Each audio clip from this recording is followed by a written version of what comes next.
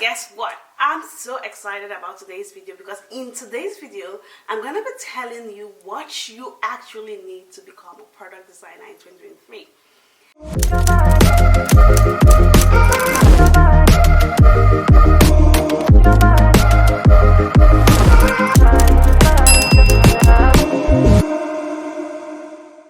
Hello and welcome to my channel. My name is Grace. Here in the Nook, I provide you with a variety of content around product design, tech career, and life in Canada as an immigrant. So if you're interested in the content I create, I suggest that you subscribe to my channel by hitting the bell icon below and also giving this video a thumbs up. This will help my channel grow and give me visibility. Today's video is a product design content. I want to talk to you about what you actually need to become a product designer today. And since you're already watching this video, I assume that you already know what product design is and what value a product designer adds to the development life cycle. If you don't, I'll recommend that you watch this video. I'm going to link it up right here. Watch that video first before coming back to this one. So it explains what product design entails. When it comes to product design, it is a common misconception that one needs a specific set of technical skills or a certain type of education to succeed. But the truth is, to become a product designer, your best asset is your mindset. Here are a few things that I've heard about becoming a product designer that's false. The first thing is that you require a university degree to become a product designer. So about this, I'm going to be straight with my answer. You do not need a formal education to become a product designer. In fact, I have friends who never attended any higher institution, but they are product designers today and they are doing very well. That doesn't mean that human-computer interaction degree or any other formal education is useless, because product design is a multidisciplinary field that integrates skills and methodology from all disciplines to solve complex problems. While formal education isn't required to enter the field, the skills taught in those degrees are an added advantage. Okay, the second one. You need to learn how to code to be a product designer. Learning to code for designers is not necessary, especially when you're starting out. However, having the knowledge of code can make you a better designer. So it can be useful for cross-functional collaboration. Also, it helps you understand the developer's perspective and the technical constraints around design implementation, so you are able to propose more functional solutions that meet the user's need. And the third misconception I hear around is that you must be a graphic designer first before you pivot into product design. Many people believe that you need to be an expert in a graphic design software like Adobe Photoshop or Illustrator to become a product designer. I bet you already know what I'm going to say. It is false. While these tools are certainly useful for product design, they are not a requirement. Moreover, product design is less about tools and more about processes you employ to help potential users achieve their goal. So guys, you do not need to be a graphic design guru to go into product design. And the fourth one is also close to the third. A lot of people assume that to start a career in product design, you need to be a very creative person with excellent drawing skills. Being creative is just one aspect of product design. Product design requires a wide range of skills, of which sketching is just one.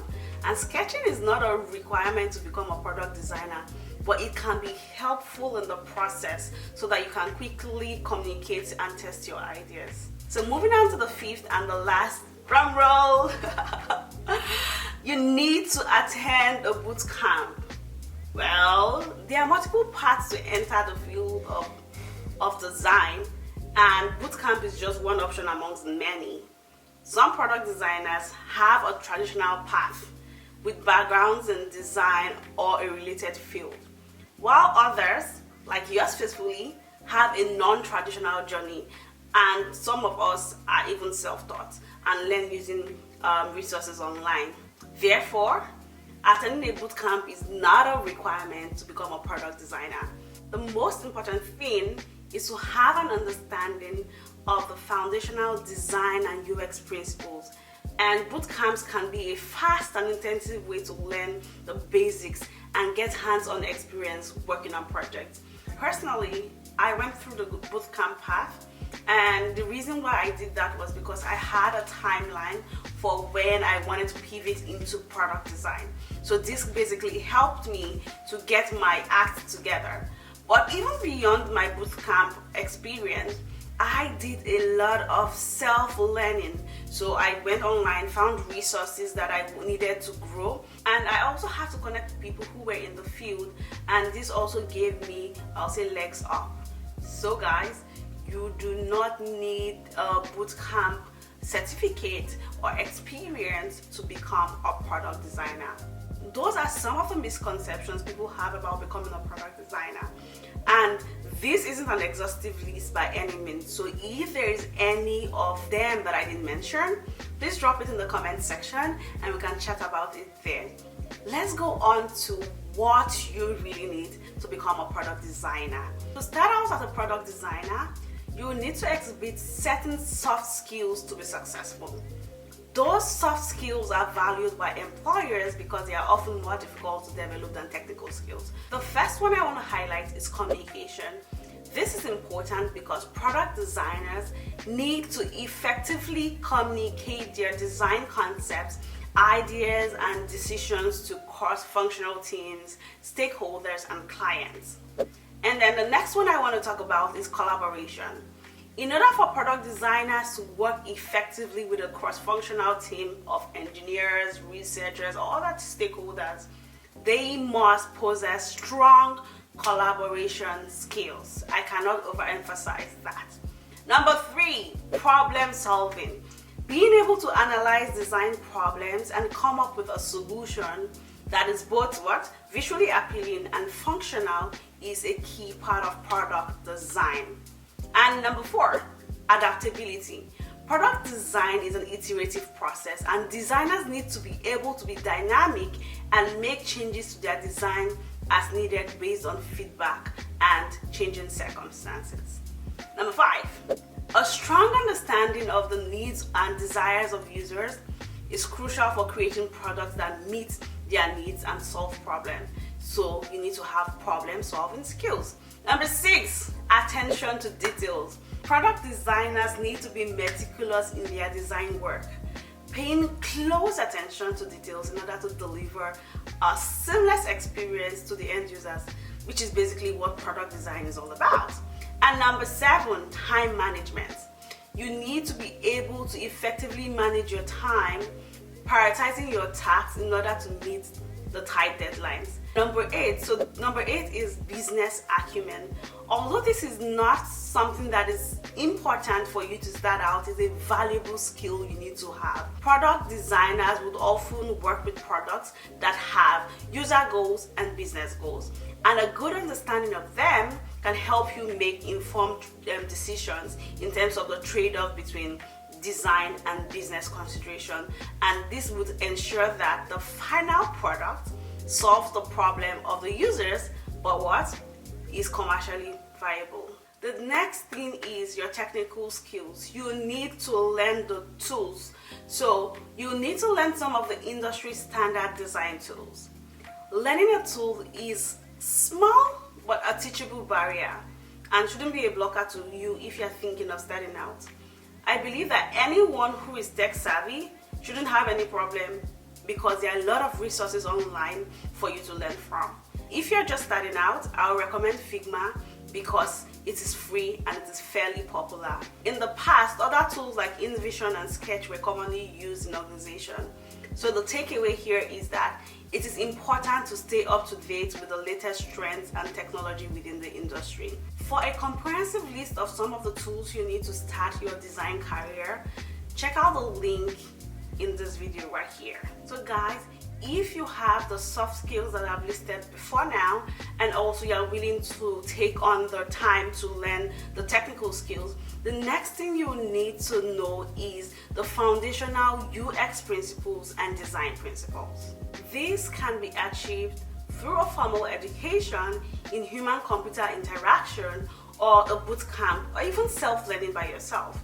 If you decide to go the self-learning path, there are a lot of reliable paid courses, for example Coursera, and free resources that can help you understand the principles of design and usability heuristics. I'm going to put a link here to 2 other videos where I talked about some of the resources you can leverage as a UI UX designer who is just starting out. So once you have these on lockdown, I would say the next step would be to practice. Practice, practice, practice. The only way to get better is through practice. A lot of newbie designers focus on the UI skill set and they ignore the UX aspect. Make sure you create a balance between both because they are both important. Once you're able to have that sorted out, the next thing I would say is to show and tell. When you're starting off, you may be scared to share your work publicly, but don't be. I've been there, so I understand that fear, but I would say get over it. Use this opportunity as a medium to collect feedback and also create a personal brand narrative. As a designer, sometimes you might get attached to your work. Make sure that you detach feedback from your work from your person. So it's nothing personal when people give you feedback, they're just talking about the work itself. Guys, the next thing I would say is connect. Connect with other people or designers who share your interest on social media such as LinkedIn, Twitter, Instagram to get career support. Another great way is to join a design community. There are a lot of design communities out there, and in these communities you can share your work to receive valuable feedback from senior designers. You get access to resources and recommendation for job opportunities. ADP List is a platform that I'm currently on as a mentor, and if you would like to book like a one-on-one session with me to just talk about your progression as a designer or some of the fears or worries you have, I'll drop the link in the description so you can book a one-on-one session with me. And guess what? It's free. So do it. Okay. The next thing you need to do is craft a winning resume and portfolio. So your resume and your portfolio should demonstrate your design skills and your problem solving abilities. So those things that we talked about in terms of your soft skill and your technical skills, you want to use your portfolio and your resume to highlight these things to the recruiter. Your resume and your portfolio will get you in front of the recruiter. However, after that, it is your job to convince them that you deserve to sit in the room. So I'll give you a quick tip. Make sure your LinkedIn, your resume, and your portfolio are all interconnected. So when a recruiter finds you on LinkedIn, they're able to quickly find your portfolio. Or maybe they see your portfolio, they can quickly go to your LinkedIn to see, okay, more about you in terms of your personality. And also, if you have a LinkedIn profile that isn't optimized, you are reducing your chances of getting a job by a whopping 70%. So please optimize your LinkedIn profile. I am going to create a video on how to do that step by step. So once that is ready, I'm going to link it right here in the description. Becoming a product designer isn't easy. It requires a lot of hard work and persistence. But if you care about helping people achieve their goals, then you have everything you need to begin. That brings us to the end of this video. If you found it useful, please don't forget to like, share, subscribe to my channel, and turn on the notification bell. And if you have any questions or suggestions, please feel free to drop them in the comment section below. Guys, thanks for watching. I'll see you in the next one. Bye-bye.